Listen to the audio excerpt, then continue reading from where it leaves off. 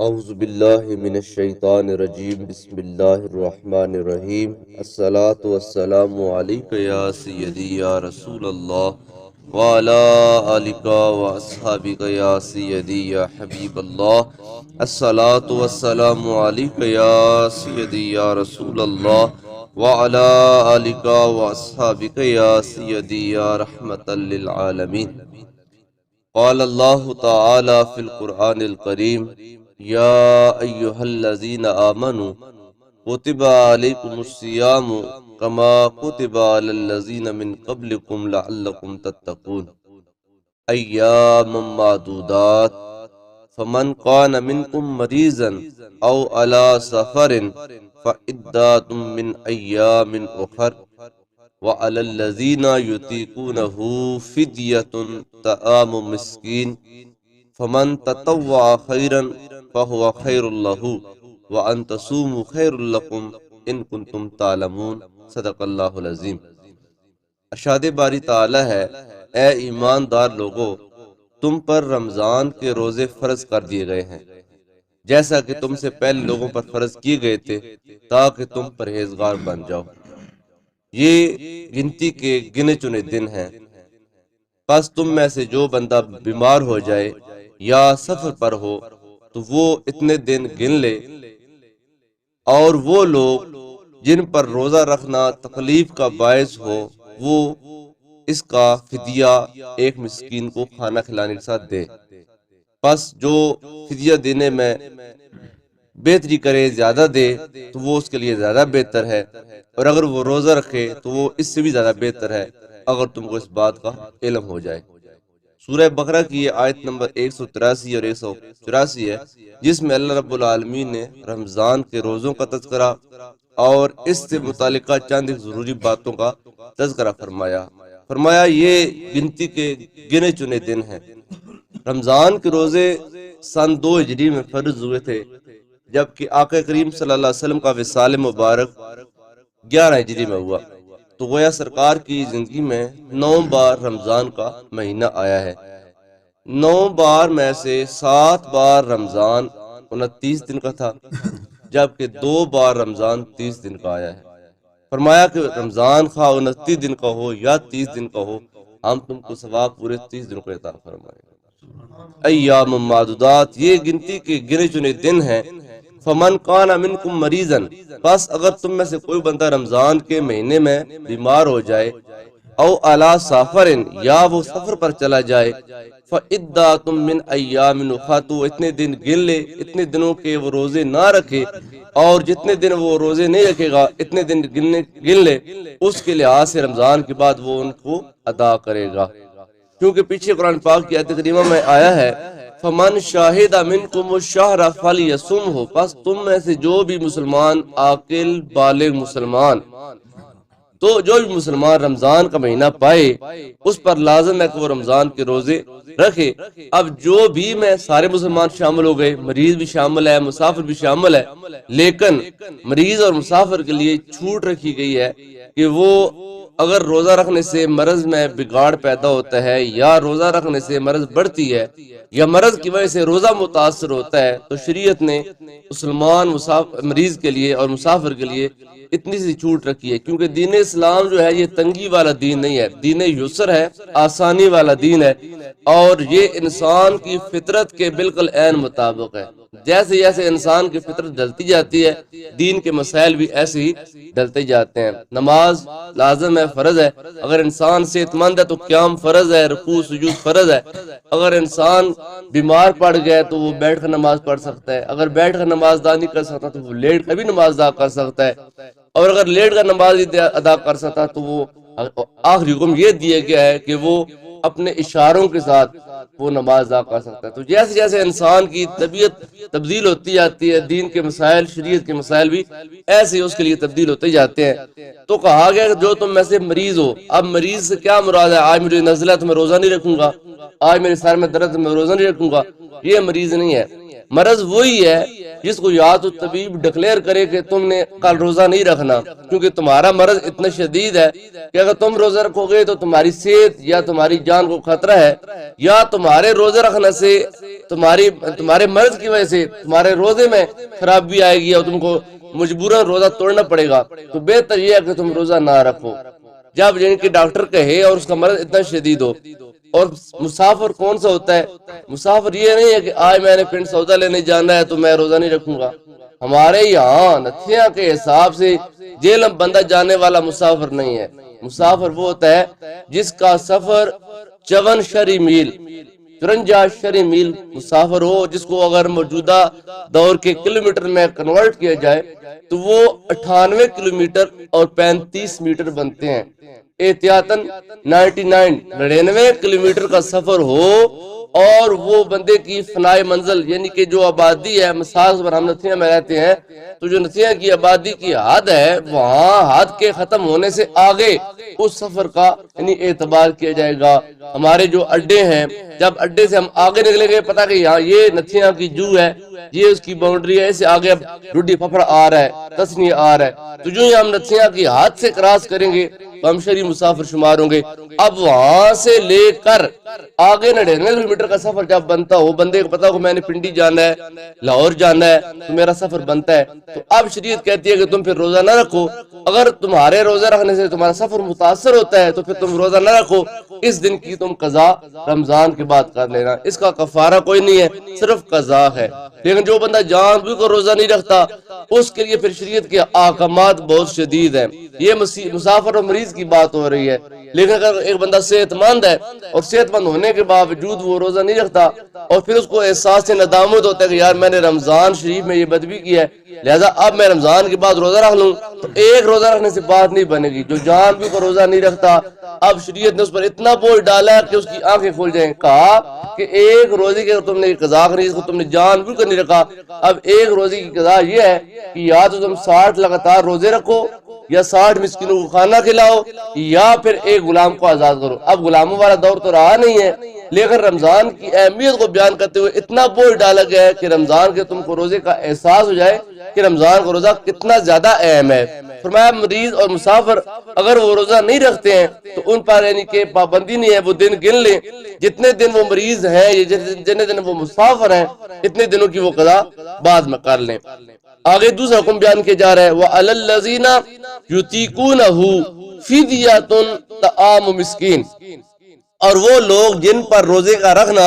تکلیف کا باعث ہے بس وہ مسکین کو کھانا کھلانے کے ساتھ اس کا فدیہ ادا کر دیں۔ اس میں فدیہ کیا ہر بندہ دے سکتا ہے؟ جو آج میں نے آج روزہ نہیں رکھا تو کیا میں اس کو فدیہ دے دوں؟ ایک روزے کا فدیہ غور سے سن لے، ایک روزے کا فدیہ 2 کلو گندم ہے۔ 2 کلو گندم وقت کے لحاظ سے جو اس کا ریٹ ہے یا اس کے پیسے یا 2 کلو گندم ہے۔ اب فدیہ کن پر آئے گا؟ سب سے پہلے شیخ فانی، وہ بزرگ آدمی جو اگر ایج ہو چکا ہے، جس کی عمر زیادہ ہے اور اب وہ روزہ رکھنے کی طاقت نہیں رکھتا، اس کی اعضاء اتنے کمزور ہو گئے ہیں کہ اب وہ روزے کی شدت کو برداشت نہیں کر پاتا، تو اس کے لیے چھوٹ ہے کہ وہ روزہ نہ رکھے، ہر روزے کے حساب سے 2 کلو گندم دے دے۔ دوسرا دائم المریض، وہ بندہ جو تقریباً سال کے 8 مہینے 9 مہینے 10 مہینے بیمار ہی رہتا ہے، جس کو شوگر ہے، جس کو مرگی ہے، جس کو دورے پڑتے ہیں، جس کو تکلیف زیادہ ہوتی ہے، جو سال کا اکثر حصہ بیمار رہتا ہے، دائم المریض، اس کے لیے چھوٹ ہے کہ وہ روزہ نہ رکھے، وہ ہر روزے کے 2 کلو گندم دے دے۔ حاملہ خاتون جس کے پیٹ میں بچہ ہے، اب اس نے اپنی اس نئی جان کو بھی یعنی سنبھالنا ہے اور اس بچے نے اس عورت کے وجود سے غذا پانی ہے، تو روزہ رکھنے سے ماں بیمار ہوگی، ماں کمزور ہوگی تو ماں کی وجہ سے بچہ بیمار ہوگا، لہذا اس ماں کے لیے بھی اجازت ہے جو ان کے حاملہ ہے کہ وہ روزہ نہ رکھے بلکہ ہر روزے کا 2 کلو گندم دے دے۔ وہ عورت جو بچے کو دودھ پلا رہی ہے اس کے لیے چھوٹ ہے کہ وہ روزہ نہ رکھے، کیونکہ بچے نے اس کے وجود سے دودھ پینا ہے۔ جب عورت روزہ نہ رکھے گی تو عورت کمزور پڑ جائے گی، اور جب کمزور ہوگی تو عورت کے وجود سے دودھ نہیں آئے گا اور بچہ بھوکا رہے گا۔ تو شریعت نے کہا کہ ایسا ممکن نہیں ہے کہ ہم چھوٹے بچے پر زیادتی کریں، لہذا ماں روزہ نہ رکھے، ماں کھائے پیے اور ہر روزے کا وہ 2 کلو کے حساب سے گندم دے دے تو اس کا وہ فدیہ ادا ہو جائے گا. اس عورت پر یعنی کہ قضا نہیں ہے, اس عورت پر کوئی کفارہ نہیں ہے, بس 2 کلو گندم وہ دے گا. اور 2 کلو گندم دینے سے اب یعنی کہ دائم المریض, شیخ فانی, شوگر کا مریض, کیونکہ شوگر کے بندے سے بھوک برداشت نہیں ہوتی ہے, جس کو شوگر ہوتی ہے اس کو بھوک بہت زیادہ لگتی ہے, ہر 2 گھنٹے کے بعد اس کو بھوک لگ جاتی ہے, اس نے ان کی انسولین لگانی ہے, اس نے میڈیسن لینی ہے, تو اس کے لیے بھی یہ اجازت ہے کہ جو شوگر کا مریض ہے وہ روزانہ رکھے, اپنے ہر 2 کلو یعنی کہ ہر روزے کے حساب سے وہ 2 کلو گندم دے دے تو اس کی روزے کا وہ فدیہ ادا ہو جائے گا. کہا کہ جن پر روزے کا رکھنا زیادہ تکلیف کا باعث بنتا ہے تو وہ روزانہ رکھیں, بس وہ اپنے ہر روزے کے حساب سے 2 کلو گندم جو ہے وہ اس کا فدیہ دے دیں. فمن تطوع خیرا فهو خیر له. اب شریعت نے تو 2 کلو گندم بیان کر دی ہے, لیکن کہا کہ جو بندہ اس سے زیادہ دے, وہ 3 کلو گندم دے دے, 4 کلو گندم دے دے. اگر موجودہ ریٹ دیکھا جائے تو 4000 گورنمنٹ نے اعلان کیا, 3900 روپے اوپر کچھ ہے, تو 100 روپیہ 1 کلو کا بنتا ہے, 2 کلو گندم کے 200 روپے بنتے ہیں, تو 200 روپیہ اس نے ہر روزے کا دینا ہے. اگر وہ 250 دے دیتا ہے, وہ 300 دے دیتا ہے, قرآن کہتا ہے فمن تطوع خیرا, جو دینے میں زیادتی کرتا ہے, زیادہ دیتا ہے, بہتر دیتا ہے, فهو خیر له, تو یہ اس کے لیے مزید بہتر ہے, سونے پر سہاگا ہے, اللہ پاک اس کو مزید اجر عطا فرمائے گا. وان تصوموا خیر لکم, کہا کہ بیمار ہونے کے باوجود, مسافر ہونے کے باوجود, حاملہ عورت ہونے کے باوجود, بچے کو دودھ پلانے کے باوجود, مریض ہونے کے باوجود اور شیخ فانی ہونے کے باوجود اگر تم روزہ رکھتے ہو, ایک ہوتی ہے رخصت, ایک ہوتی ہے عزیمت. رخصت تو شریعت نے دے دی ہے کہ تم بیمار ہو روزہ نہ رکھو, تم مسافر ہو روزہ نہ رکھو, تم حاملہ ہو روزہ نہ رکھو, تم اگر ان کے شوگر کے مریض ہو تو روزہ نہ رکھو, یہ رخصت شریعت نے دے دی ہے. اور دوسری چیز ہے عزیمت, بندہ کہتا ہے نہیں بیمار ہے تو کیا ہے, کوئی بات نہیں, نہیں میں روزے سے مرتا لہذا میں نے روزہ رکھنا ہے. مسافر ہو تو کیا بات ہے, کیا اتنا میرا سفر ان تکلیف دے کہ میں روزہ نہیں رکھ پاؤں گا, میں نے روزہ رکھنا ہے, یہ عزیمت ہے. کہا اگر تم رخصت پر عمل کرو تو تمہاری مرضی, لیکن اگر تم رخصت پر عمل نہیں کرتے اور عزیمت کا سختی والا, تنگی والا, تکلیف والا راستہ اور تم جب اختیار کرتے ہو تو پھر تمہارے ساتھ اللہ کیا کرے گا, فرمایا جتنا ثواب ایک روزہ دار کو ملے گا اللہ پاک اس کا دگنا ثواب تم کو عطا فرمائے گا. فرمایا وان تصوموا خیر لکم, اگر تم اتنی تکلیفیں ہونے کے باوجود بھی روزہ رکھتے ہو تمہارے لیے یہ بہت بہتر ہے. ان کنتم تعلمون, اگر تم کو روزے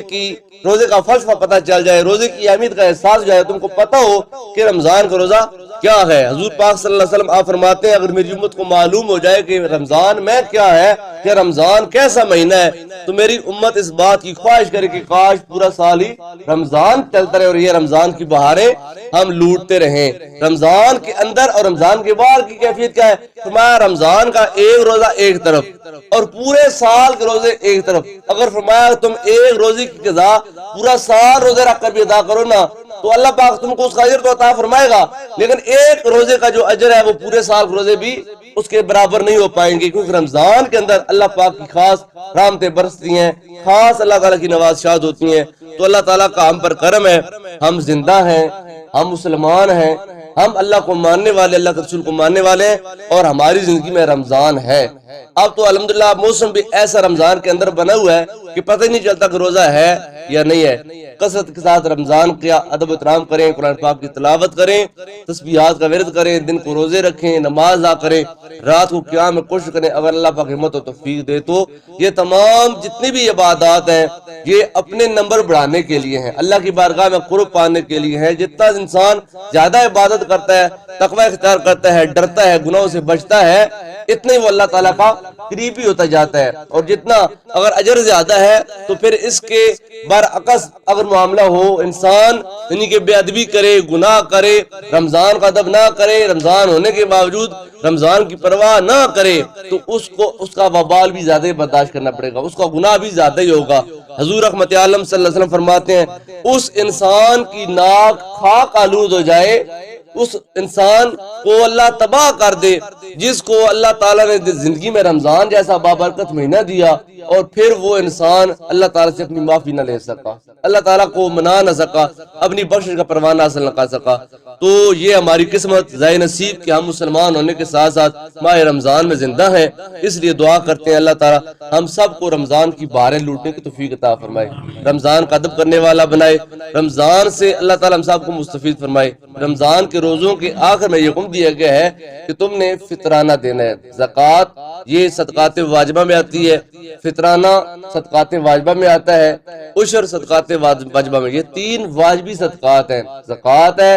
فطرانہ ہے اور عشر ہے۔ زکوٰۃ سال کے بعد دی جاتی ہے، ہولانِ ہول شرط ہے اس میں۔ ایک آج تمہارے پاس مال ہے، سال گزرنے کے بعد اتنا مال اگر تمہارے پاس پھر موجود ہے اور تم صاحب نصاب ہو تو اس لحاظ سے تم پر زکوٰۃ لازم ہے اور تم نے وہ زکوٰۃ دینی ہے۔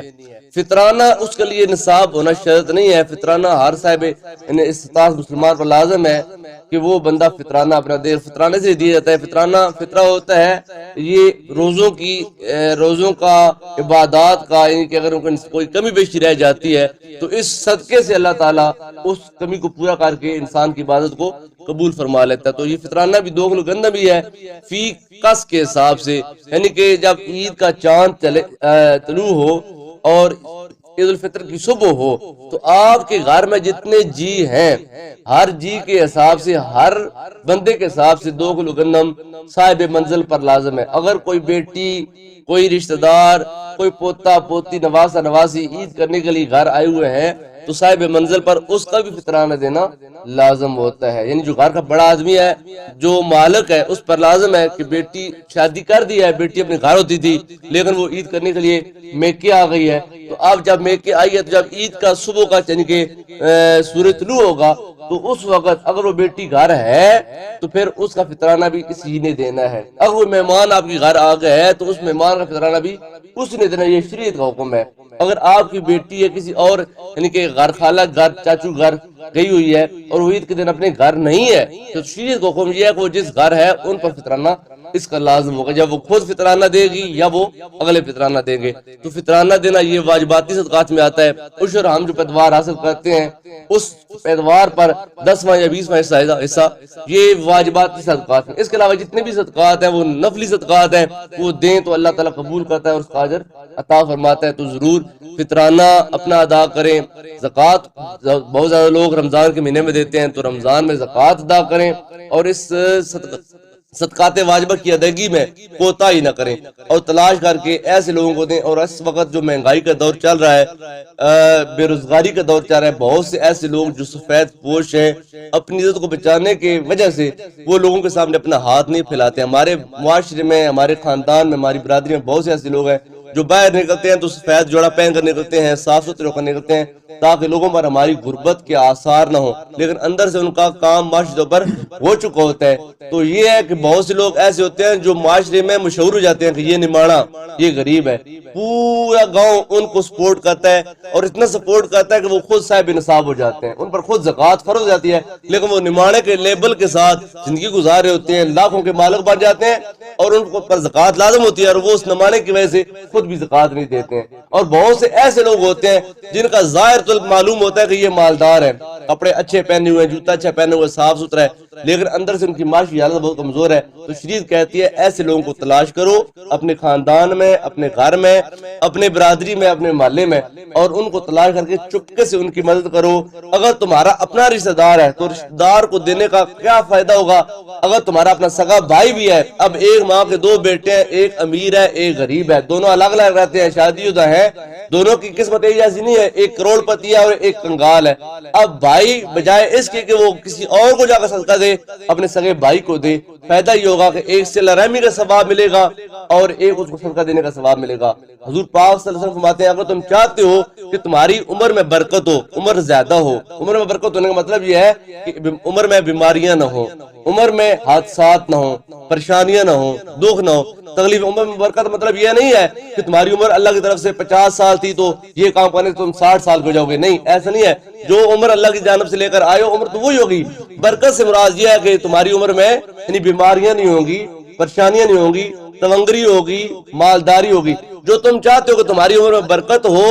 اور تمہارے رزق میں برکت ہو تو میں تم کو بتاتا ہوں کیا کرو۔ صحابہ کہتے ہیں یا رسول اللہ کیا؟ فرمایا اپنے رشتہ داروں کے ساتھ حسن سلوک کرنا، صلہ رحمی کرنا۔ جو صلہ رحمی کرے گا اللہ اس کے مال میں برکت پیدا کرے گا، اس کی جان میں برکت پیدا فرمائے گا۔ لہذا اپنے خاندان قبیلے برادری کے لوگوں کو دیکھو جو کمزور ہیں، چپکے سے جا کر ان کو جا کر خدمت کرو۔ اور ضروری نہیں ہے نام دینا کہ یہ زکوٰۃ ہے یا یہ فطرانہ ہے یا یہ عشر ہے، کیونکہ اگلا بندہ پھر جب سفید پوش ہے تو اس کی عزت نفس مجروح ہوتی ہے کہ یار کیا میں اتنا کمزور ہوں کہ اب مجھ پر زکوٰۃ لازم ہوگی، یعنی میں زکوٰۃ لے رہا ہوں یا میں فطرانہ لے رہا ہوں۔ اس کو کوئی بھی نام دے دیں، تو تحفے کا نام دے دیں، ہدیے کا نام دے دیں، خدمت کا نام دے دیں، عیدی کا نام دے دیں، کوئی بھی نام دے دیں، اعمال کا دار و مدار